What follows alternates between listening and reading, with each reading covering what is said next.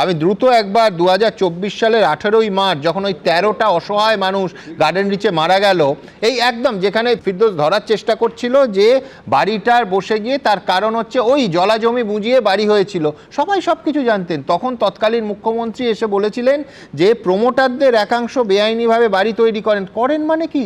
ক্ষমতায় তো আপনারা, কেন ভাঙেননি, কেন ব্যবস্থা নেননি? আজকে যে প্রশ্নটা, এটা ঠিক যে 1.5 মাস, এখনো 2 মাসও হয়নি, যে সরকারটা এসছে ওদের ফেস করতে হচ্ছে, ভবিষ্যতে ঈশ্বর না করুন আর যদি দুর্ঘটনা না ঘটে ফেস করতে হবে না, কিন্তু যা অবস্থা সেই আশা করি কি করে? কি বলেছিলেন মমতা বন্দ্যোপাধ্যায় 2024-এর 18ই মার্চ? আমি বলছি কোনোটা অজানা তথ্য নয়, সমস্ত পাবলিক নলেজে আছে, পাবলিক ডোমেনে আছে, তা সত্ত্বেও দিনের পর দিন একই জিনিস হয়ে যাচ্ছে। দেখুন, তবে কিছু বাড়ি তৈরি করে যারা প্রমোটাররা, একাংশ, সবাই নয়, তারা তৈরি করার আগে নিশ্চয়ই ভাববেন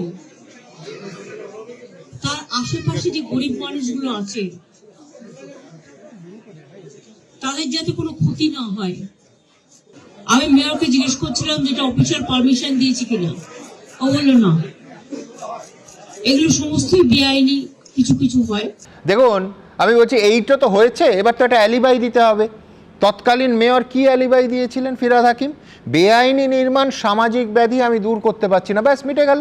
আমি বলছি আমি যদি ক্রাইমকে সামাজিক ব্যাধি বলি যে যতদিন দারিদ্র থাকবে ততদিন অপরাধ থাকবে, মিটে গেল, পুলিশ ব্যবস্থা তুলে দিলে হয়। কি বলেছিলেন ফিরহাদ হাকিম দেখুন।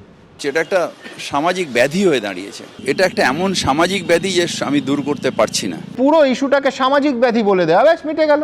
আমি বলছি ডেঙ্গি যদি আমি মানুষের সচেতনতার ওপর ছাড়ি, যে মানুষ সচেতন নয় সেই জন্য ডাবের খোসা পরিষ্কার করছেন না, সেখানে জল জমে ডেঙ্গি হচ্ছে, ব্যাস পুরসভার দায়িত্বটা একদম মিনিমাম হয়ে গেল।